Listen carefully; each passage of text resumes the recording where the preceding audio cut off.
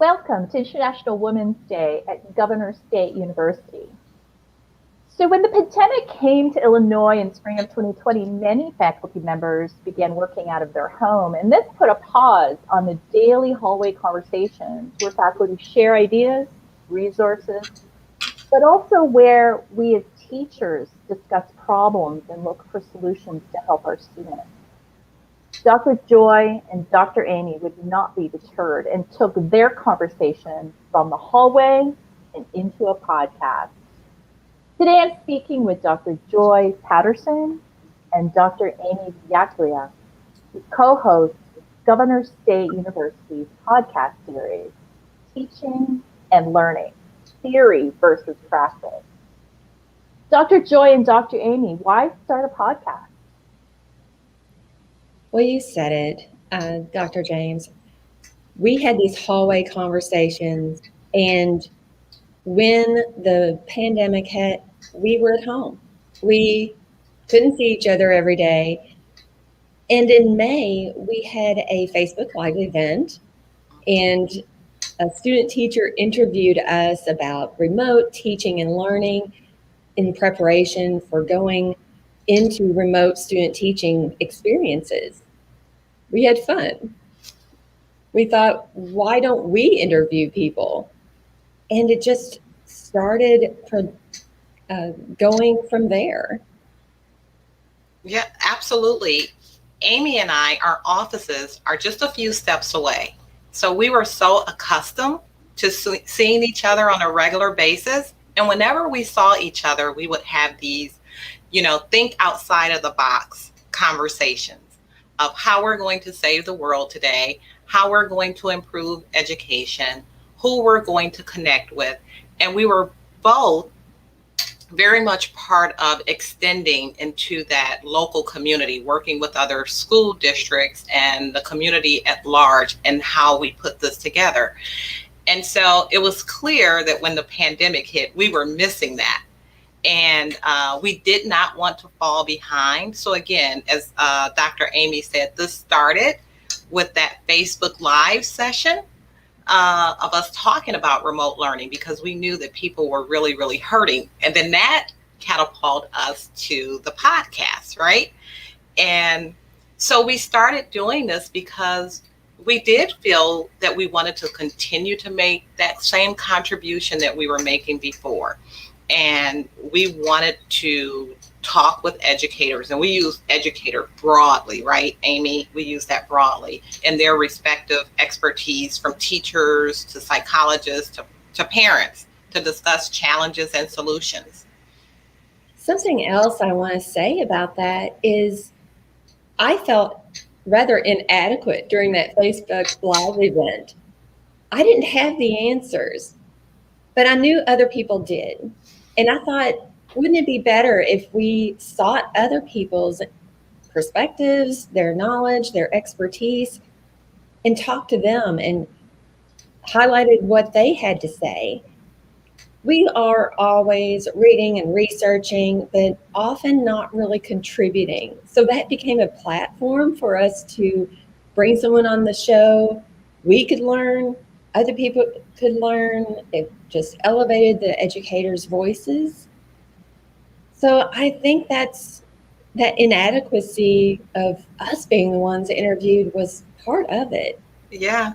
I also want to add, Dr. James, is that we really wanted to bring attention to GSU. I think it's a hidden gem. I have a graduate degree from GSU. We won't talk about how long ago that was, but I have a graduate degree from GSU.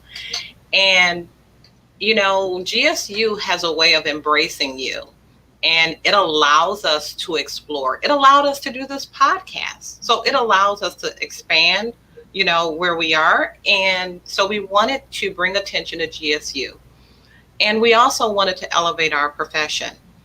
We know that there are many challenges within our profession, and we talk about those challenges all the time. But we also know that there are solutions, and we wanted to talk to people who had solutions.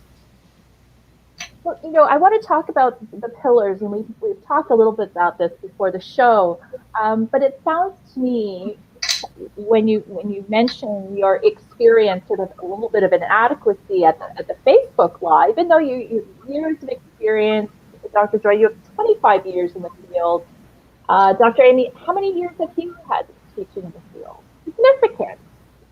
Right. I taught middle school for 10 years, a year of high school, came to GSU. I'm in my 5th year at Governor State.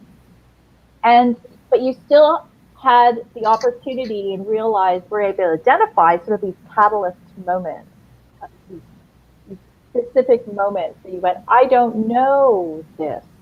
So I want to ask you a question, because this is something that I think is really interesting. At some point in the process of actually producing and serving as co-host, you seem to have something of an aha moment. So what sparked this transformation, and how do you think this has sort of changed you in your approach to teaching and learning? I don't know about Dr. Joy, but I can pinpoint the exact time when I realized that we were contributing as voices ourselves and not just as a platform for other people's voices. We were interviewing Gerard McClendon, and he is getting ready to take a sabbatical. He's working on a book, a huge research project. And towards the end of the conversation, he said, I'd like for you to do some writing with me. We just interviewed this professional who's written a book, who has another book, who is doing this huge research project, and he wanted our insights, our contribution. That flipped a switch for me. I didn't see myself as a contributor. I wanted to bring people on the show who knew more than I did. But in some way, maybe it's the questions we were asking, or the way we were processing what he had to say, or the interactions that we all had together provided a space for him to say, hey, join me in this project. It's happened a few times since then. And each time we're asked to do something like that, I'm blown away, because this wasn't the original goal, but it started to feel like, wait a minute, I have a voice. I have something that other people want to hear or to read. And there's something here. There's something different about this podcast that became a value added piece for me. What about you, Dr. Joy? Well, I felt that it had value at the earlier stage when people were accepting the invitation. Amy and I, outside of hosting, we have these different roles. Amy likes to do a lot of the behind the scene technical stuff, and I do a lot of the preparation. So I actually do the administrative work of inviting, finding and inviting people. And we invite people such as Dr. Jean Marie and Dr. Debbie Joffrey James, and these are renowned figures, and and many, many more. And they say yes. And we're excited, like they said yes to us. They want to make a contribution. They want to talk to us. Who are we? And so that's when I knew that we had value, when they accept the invitation, and then when they say thank you. And they are so very thankful. We even have cards. I have cards here, people that say thank you for having me on the show. So then I knew that we had value. And then you also get the follow-up emails and phone calls from people that say, oh, I listened to this podcast and it really helped me in this situation. So already, you're not only are you bringing something to your guest practice and research, but they're actually applying some of those things to their daily work. How has this impacted your research? How you see your research? Being on the tenure track, I'm always thinking about how can I apply what service I'm doing into the classroom but also the research component. Something I was starting to do a little early on was looking at the map of meaningful work as a framework. There are so many questions it's asking you to answer about how work or service or any activity or occupation brings meaning to your life. And there are so many questions that this podcast answers in a positive way. So I'm starting to think about this as a research component that we can look at what kind of activities people can engage in that adds meaning to their lives. But there's another piece to this. It's about the narrative, it's about the stories that people are sharing with us, the stories that we're trying to find in order to highlight these particular stories, because it's not just the expertise that people share. Often it's their narrative and how they came to be where they are. So this other research piece is, it's really a scary thing. It's almost awe-inspiring because, like Joy said, I'm behind the scenes. We have a production manager, we have a production assistant, but I do that last listen to see how many pauses or ums or knows that I can take out naturally and make it. That's the English teacher in her. That would be the English teacher in me. But there's a sense of that awe.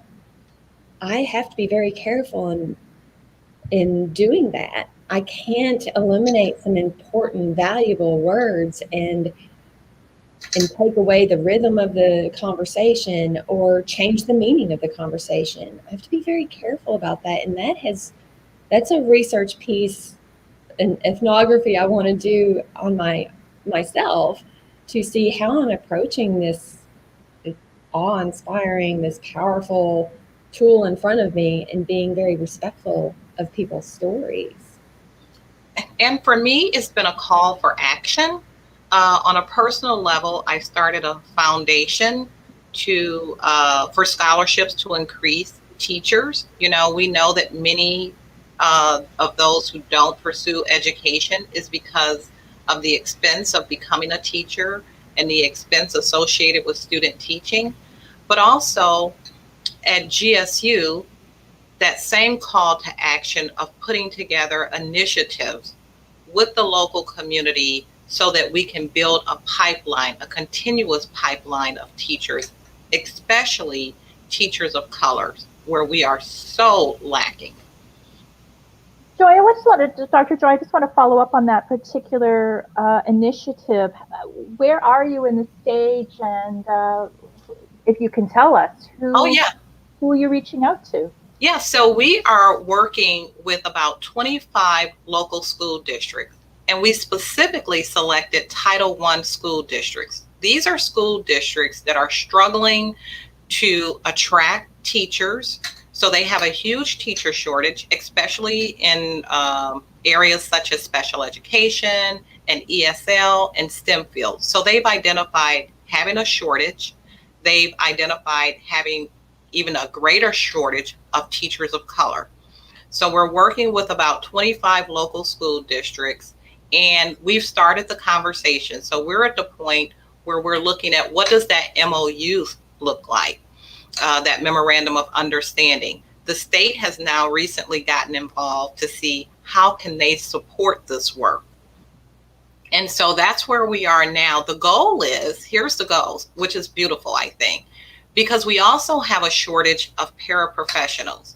So we're going to start working at the high school level, identifying high school students who want to become teachers, creating a mentoring program for them, having teacher-like activities while they're in high school, preparing them to become paraprofessionals. So out of high school, they can be hired as paraprofessionals.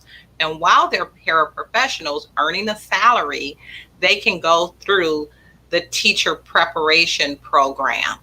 And so at the end of that 4 years or 5 years, Now you have teachers. So you have them for 5 years as a paraprofessional, and now you have them as a teacher. And what Amy and I have learned is that with the paraprofessional population, that's where we find the most diverse, committed individuals who all live within like a 5-mile radius of their schools. So it seems to have a lot of promise. It's going to be a lot of work, but it seems to have a lot of promise. But the great thing is that we have commitment. So that's where we are now, is making sure that we have the buy-in at all levels. And that's something that we've addressed in a previous episode, is the buy-in. We've talked to several different people about how that happens, about how initiatives happen. But one of the guests on the show, Dr. Rena Witten, spoke about her district. And it was a great opportunity for her to highlight and spotlight some great things that are happening in the school district. And she was praising GSU. So again, like that hidden gem that GSU is, we can talk to our partner districts and give them that space to talk about how important and valuable their community is. And I'm hearing in your conversation not only enthusiasm, but the belief in equity, financial, economic equity, and what it really takes to support young people who want to be teachers. And I hear community being incredibly important. How do we as faculty and you as faculty support that community? But I want to ask you a question. So last week I had the opportunity to re-listen to a couple of my favorite episodes of your podcast while I was preparing to speak with you. And it reminded me of a quote of Muriel Spark, who said, "The word education means a leading out of what is already there in the people's soul." So how is this extension of what is your practice and is transforming into something of your readership, and these conversations lead out from your soul as teachers? This is definitely a calling. And the more I re-listen and do some of that editing, take out the email beeps or the ums or the long pauses, I am really just blown away with the way in which people are leaders in their profession. And the people we talk to have passion. We have passion as well. But I'm always learning other ways and additional ways to elevate those other voices. And I keep saying that, but it really is important. I know how it feels to maybe take part in an initiative, or to go to a professional development or a conference and come back really excited and it kind of fall flat. Well, this gives some traction to people who are doing great work. We had technology people on here, and they decided they wanted to do a podcast after they were on this show and saw that there might be some traction for the leadership that they are doing. And I think that's part of it, is helping people get traction in their leadership roles, because we're all leaders in so many different ways. We have a lot of great parents who are leaders in education, as well as school counselors, and it cliche, but it takes a village, and we are all doing our part in it. I mean, some of the interviews, they make you feel really warm and fuzzy. And then there's some that makes you teary-eyed. There's a lot that make me teary-eyed. And sometimes I'll have to contact Amy prior to. We had one with Marshonda Dixon, who left the education field. And, I say, this is going to be a hard one, because our goal is to elevate the profession. I say, so I really want to be careful going into this one.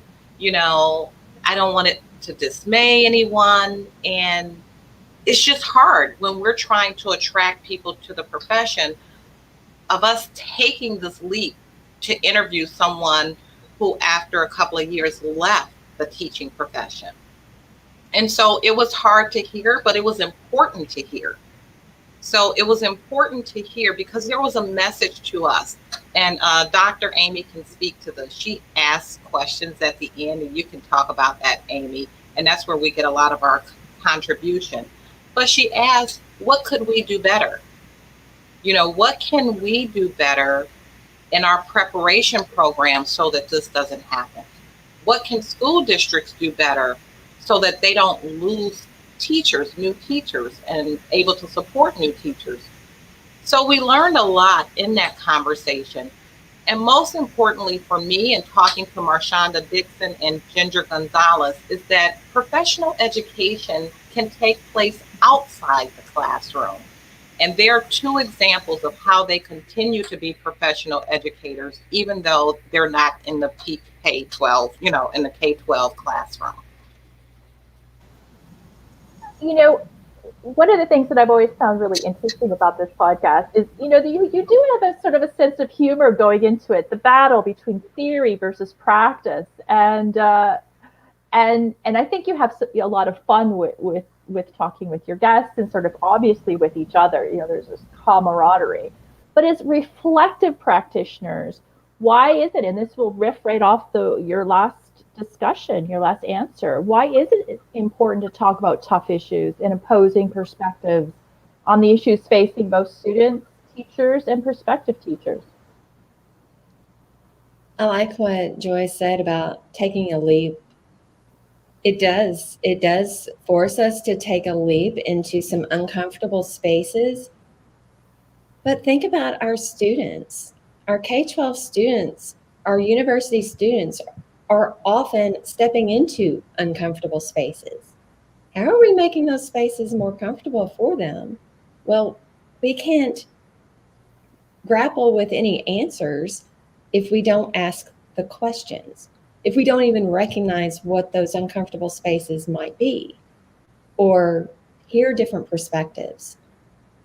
There are some perspectives that I have difficulty relating to, or maybe I didn't have that experience. Well, that's even more important for me to be a listener and to know what someone's story is. What is their narrative? How did they get from the neighborhood they grew up in to being a director of curriculum or doing important practices with restorative justice? I don't know unless I ask.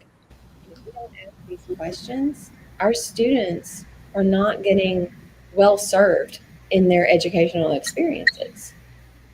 And there has been a lot of difficult conversations, a lot around equity. We talked to Dr. Timothy Harrington, and his was kind of on the flip. He talked about being white and black spaces when he worked at Chicago State University, and how that has impacted his life and how much he learned from that experience. And now it impacts his ability to relate with people. We talked to Dr. Matt Cooney about equity issues and Corey Williams, and they all shared their perspective on equity and diversity.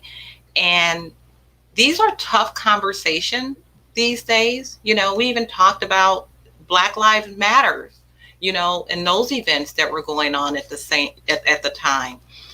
And sometimes these are hard conversations to have, but it's necessary. And I think when we can put that footnote on it and we can bring some solutions, I think that that's what makes it better. So I want to flip the table just a little bit. I want to know, and I think our audience wants to know, why did both of you come to teaching, and why do you stay?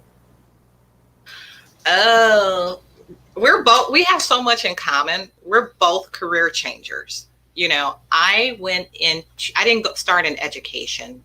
My science career started as a research microscopist, and That's why I went back to Governor State to earn a graduate degree in environmental biology, because I was a research microscopist and I thought I was going to stay in that field.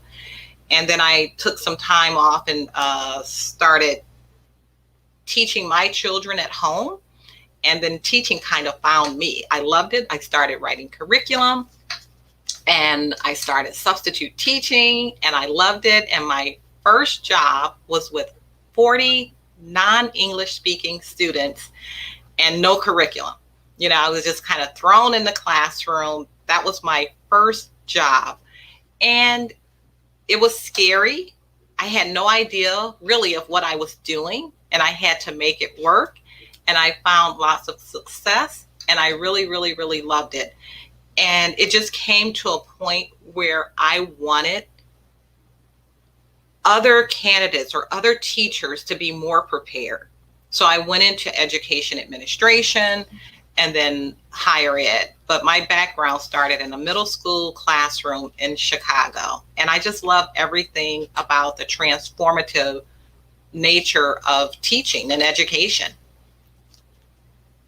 Yes, I was a career changer too, and started with admin work. I had an English degree. What do you do? Working on my master's, and in marketing and advertising, and later decided to teach. I taught a couple of college courses and it felt right. So then I went back to get my certification to teach middle and high school.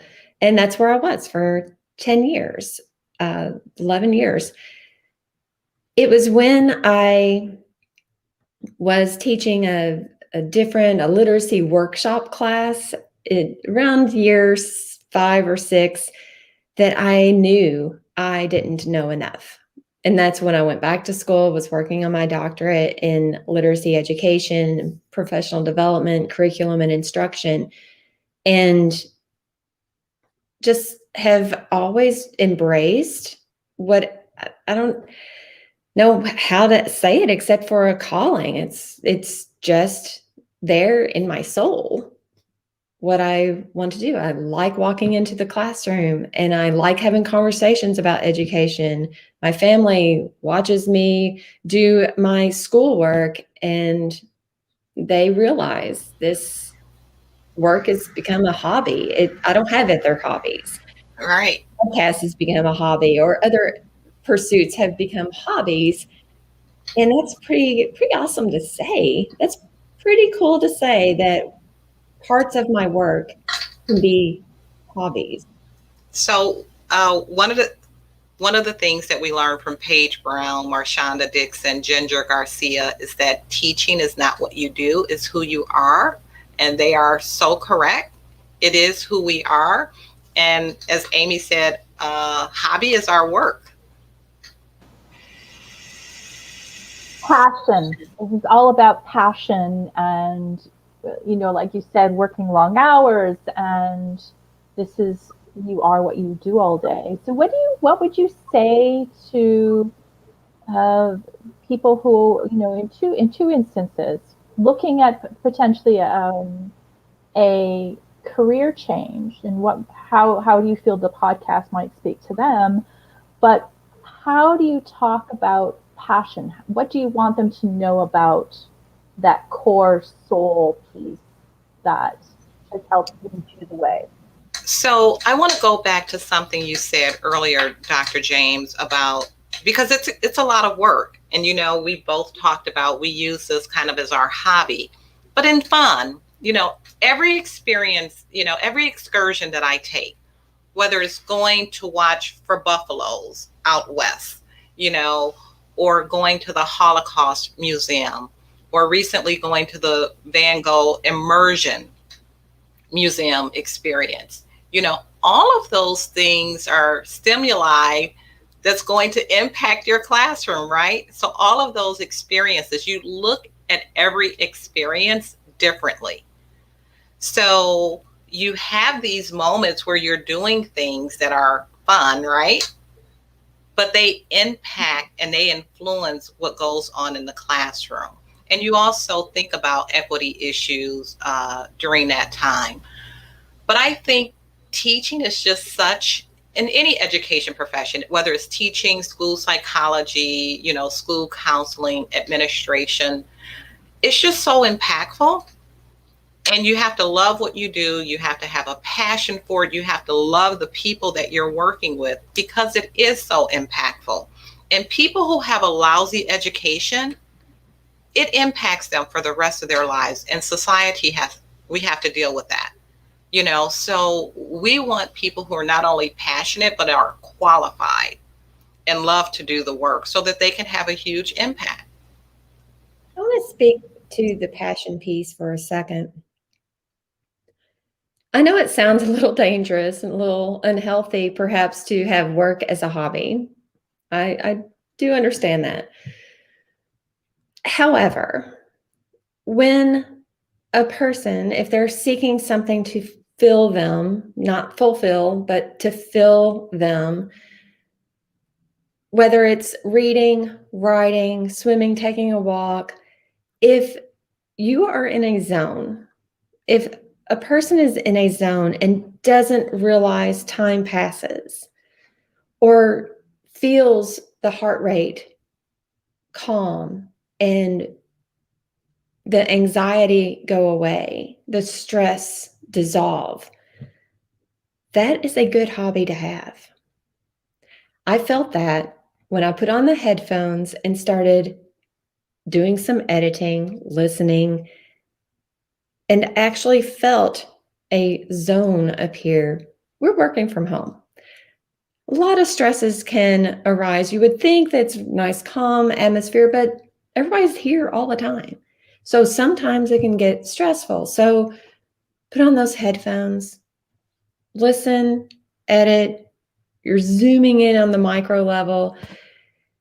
And it's really whatever that passion might be for anyone, knitting, swimming, whatever that might be. If time passes and you feel that stress dissolve, that's the hobby. And that's what this has become for me, is it's different. I'm not used to this kind of work. And so it's blending all of the things I love, reading, researching, teaching, and some technical skills. So it's that's what I would encourage people to do, is make time for those passions. Right. And there's quite a bit of research that goes into this. The many experts that we talk to, there's a lot to read about in terms of the work that they do, so that we could actually have a viable conversation. Yes, we've attended a few sessions or different workshops to get a little sneak preview of a guest speaker. Well, the work shows, and every time I listen to an episode, I notice that not only is your passion, does that come out of the podcast, but also that of your guest. And I think that's an amazing skill that comes from that deep research, that comes from that deep respect for not only your guest, but the profession. And I want to ask you this next question, because this I think speaks to the research, but also that coming together with the passion for your audience. So as a teacher, I'm always looking for those resources that can help me today in the classroom, right? So Dr. Joy and Dr. Amy, you've both spoken about the pillars of this podcast, and you spoke a little bit about them earlier in this conversation. This sort of embedded structure that gives your audience and your guests a series of meaningful signposts. Would you tell us, sort of expand on those pillars and why those three pillars? Well, again, I want to start with the first pillar of bringing attention to GSU, and as it being a hidden gem. I just want to say I had a great experience at GSU, and we love the support. So I think first and foremost, that is what we want to do, is bring attention to GSU. We are hoping that people will come to GSU as a result of listening to something in the podcast, we try to bring attention to all of our wonderful programs and tie that in, whether it's an administration program, a teaching program, or a school counseling program. So we try to tie that into every conversation. And of course, we talked about that very important one of elevating the profession. Even though we talk about challenges, we also talk about solutions. And then that third piece of making a contribution. And we talk to educators. Again, we use that term very broadly, from teachers to counselors to parents. We even talked to one of our technical director, Sarah Hirsch, and we talked to her about her experience with homeschooling, and so it all adds value to what we're doing. So we try to make sure that we bring those three things to light. And I love what she does at the end of each podcast. If you want to speak to that, Amy. At the end of every podcast, most every podcast, I'd like to ask who inspires our guest or what they're reading or researching. A lot of great titles, a lot of great inspirations have come from that last question. Some of our guests have come from that last question, because if that person inspires our guests, we want to be inspired as well. So we'll invite that guest on. And on our website and on our podcast notes, we include the book titles or the people who are referenced in the show so that it's easier for our listeners to find the resources. And as we have gotten further along, we've become more concise in how we introduce and how we close the show, because we really have taken a lot of information away from each of our guests. And the more we can focus on what inspires them, what they're researching, and what they have to say, it seems that it's added the most value.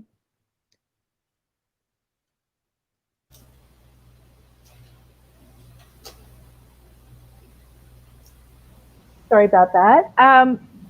Speaking of inspiration, and this is the last question I have, sort of structured question, but now that you have published 20 episodes of your podcast, which is amazing, congratulations, and I know you've got another fairly significant list of podcasts that are ready to go out shortly. What's next for Dr. Joy and Dr. Amy? I think this summer I want to write a book. But in all honesty, I think there is so much value in looking at the narrative and seeing how we've grown. And that's the English person coming out of me, the writing person coming out of me. I'm a very reflective practitioner, but a reflective person in general.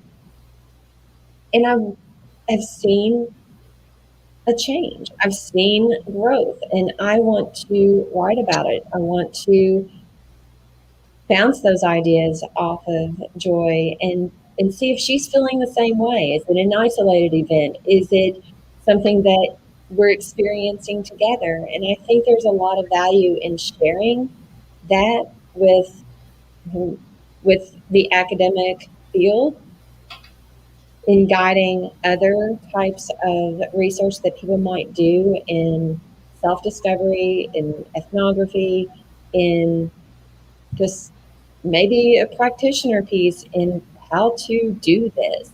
Because we've learned a lot since last May about procedure, about process, about how to conduct an interview or how to make it flow correctly. And we're still learning, for sure. And for me, I want to be a contributor to what Amy is writing, but I also want this to lead to more partnerships, more grants, more conversations. So I'd like for us to continue to do this work and maybe even expand this work, having a partner, I think, has really helped me. It really helps with accountability, you know? Uh, and we have a schedule, and Amy is like me. We're very organized and schedule oriented. We like charts and graph. I could live my entire life according to charts. So we are alike in that way, that we have the system of communicating. And so that really helps with accountability. And I think that that's what's helping with the sustainability of this. And I think that we can only grow from here. Well, we're all looking forward to the next episode of Dr. Joy and Dr. Amy, our hosts of Teaching and Learning Theory. Where practice wins. Okay, but we lay a lot of theoretical foundations in our conversation. But in the end, it's practice. It's always practice. You know, we had a conversation with our most recent guest, and he talked about action. So, theory, practice, action. Action. And we'll thank Dr. Andrew Hines for that. Thank you both. And I know that if they come to the GSU website, where should they go to be able to find episodes of your podcast? And where are you available to subscribe? So you can go to the GSU website, but you can also subscribe at iTunes or wherever you receive your personal podcasts. And so at www.govst.edu and then / teaching and learning podcast. But you can go to the main site and just do a search for teaching. That's what I do. That's what I do every time. Yes. I was doing it today when I was looking you up, making sure that I had all the details. But before we sign off, is there any last thoughts you would like to leave? I do. I'd like to thank all the people in the background. I'd like to thank, and I don't know if she can show her face, Sarah Hirsch. And this is, I'm just so grateful for GSU for providing the support. Sarah runs that marketing department so very well with her team, and they lend so many hours of their time to support us and to try their best to make us look good. So I thank her. And then our more recent addition, who is our student worker, there's Noah. Thank you, Noah.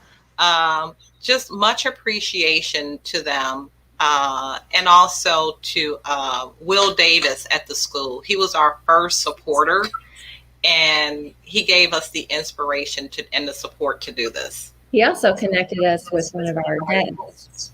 Yes. That will be an upcoming episode that's coming out soon.